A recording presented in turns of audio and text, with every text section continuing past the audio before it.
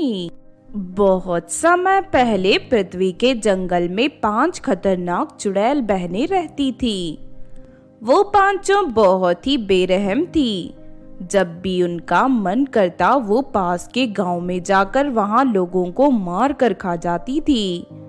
फिर एक दिन जंगल के पास वाले गांव में किसी की शादी चल रही थी। तभी वो पांचों चुड़ैल बहनें वहां पहुंच जाती हैं। उसके बाद वो सभी चुड़ैलें बारात में आए लोगों पर हमला कर देती हैं। ये देख दूल्हे को बहुत गुस्सा आता है और वो अपनी तलवार से उन चुड़ैलों पर हमला करने लगता है। देखते ही देखते दूल्हा उन सभी चुड़ैलों के हाथ काट देता है। फिर सभी चुड़ैलें अपने कटे हुए हाथ उठाकर वहां से भाग निकलती हैं। उसके बाद गांव वाले राहत की सांस लेते हैं। लेकिन दूसरी तरफ जंगल में उन चुड़ैल बहनों के घर के पास एक भूतिया कुआं था। पांचों चुड़ैल बहनें अपने कटे हुए हाथ लेकर उस कुएं के अंदर छलांग लगा देती हैं। फिर उस कुएं के भूतिया पानी का असर से उन पांचों के कटे हुए हाथ फिर से उनके शरीर में जुड़ जाते हैं। फिर अगले दिन पांचों चुड़ैल बहनें गांव में पहुंच जाती हैं और घरों में तोड़फोड़ शुरू कर देती हैं। ये देख गांव वाले घबरा जाते हैं। अरे ये सब क्या है? कल तो उस दूल्हे ने इन पांचों चुड़ैलों के हाथ काट दिए थे, लेकिन इनके हाथ तो दोबारा इनके शरीर में जुड़ गए। लगता है ये चुड़ैलें बहुत ही शक्तिशाली हैं, इन्हें मारना हमारे बस की बात नहीं है। तूने बिल्कुल सही कहा लड़की, तुम मामूली इंसान हमारा कुछ नहीं बिगाड़ सकती। आज हम पांचों बहनें इस गांव में मौजूद सभी इंसानों को जान से मारने आई हैं। उसके बाद वो पांचों वहां मौजूद सभी लोगों पर हमला करने लगती हैं। लेकिन तभी अचानक वहां घोड़े पर सवार उस राज्य की राजकुमारी आ जाती है। ठहर जाओ दुष्ट चुड़ैलों, इसी वक्त इन मासूम लोगों को छोड़ो। इस गांव से भाग जाओ वरना तुम में से कोई जिंदा नहीं बचेगा। तू हमारा कुछ नहीं बिगाड़ सकती राजकुमारी, इन लोगों के साथ साथ अब तू भी मरेगी। इतना कहकर वो पांचों चुड़ैल राजकुमारी को पकड़ने के लिए आगे बढ़ती हैं। लेकिन तभी राजकुमारी अपने तीरों से एक एक कर उन सभी चुड़ैलों के पैरों को काट देती हैं। ये देख सभी चुड़ैलें अपने कटे हुए पैरों को उठाकर हवा में उड़ने लगती हैं। आज तो तूने हमारे पैर काट दिए, लेकिन चिंता मत कर राजकुमारी, हम 5 थोड़ी देर में ही वापस अपने साथ एक विशाल राक्षस को लेकर आएंगी। उसके बाद राक्षस तेरे साथ साथ इस गांव वालों को भी मार कर खा जाएगा। इतना कहकर वो सभी चुड़ैलें जंगल की ओर चली जाती हैं। सुनिए राजकुमारी जी, थोड़ी ही देर में चुड़ैलें अपने पैरों को फिर से जोड़कर यहाँ वापस आ जाएंगी। लेकिन ये कैसे हो सकता है?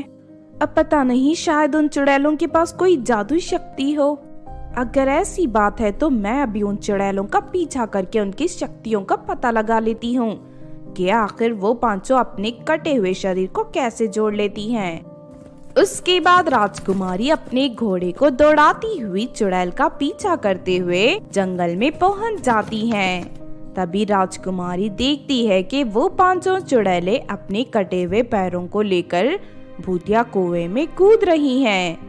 फिर थोड़ी देर के बाद वो पांचों चुड़ैल कुएं से बाहर आ जाती हैं और सभी चुड़ैलों के पैर उनके शरीर में पूरी तरह जुड़ चुके थे। लगता है ये कोई भूतिया कुआं है जो इन चुड़ैलों की मदद कर रहा है। उसके बाद बिना समय गंवाए राजकुमारी फौरन गांव के मंदिर से पवित्र जल लेकर आ जाती है और उन चुड़ैलों की नजर बचाकर कुएं में पवित्र जल डाल देती है।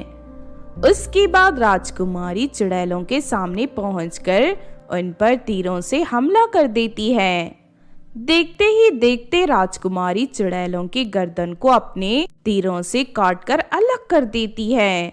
लेकिन तभी चुड़ैलों के कटे हुए सर जोर जोर से हंसने लगते हैं। तू चाहे कुछ भी कर ले, लेकिन तू हमें नहीं मार सकती। उसके बाद पांचों चुड़ैल कटा हुआ सर और धड़ हवा में उड़ता हुआ कुएं के अंदर चला जाता है। लेकिन पवित्र जल की वजह से उन चुड़ैलों के शरीर में आग लग जाती है। अरे मर गई रे, कोई बचाओ हमें, इस कुएं से अचानक आग कैसे लग गई? लगता है इस धोखेबाज राजकुमारी ने कुएं में पवित्र जल डाल दिया है, हम में से कोई नहीं बचेगा। देखते ही देखते वो सभी चुड़ैलें जलकर राख हो जाती हैं। तभी वहां चुड़ैलों का बुलाया हुआ राक्षस आ जाता है। राजकुमारी उसे भी अपने तीरों से मारकर कुएं के अंदर फेंक देती है। चुड़ैलों की तरह वो भी जलकर राख हो जाता है।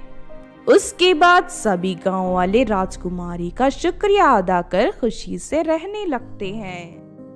तो आपने देखा दोस्तों जादुई 5 चुड़ैलों की कहानी।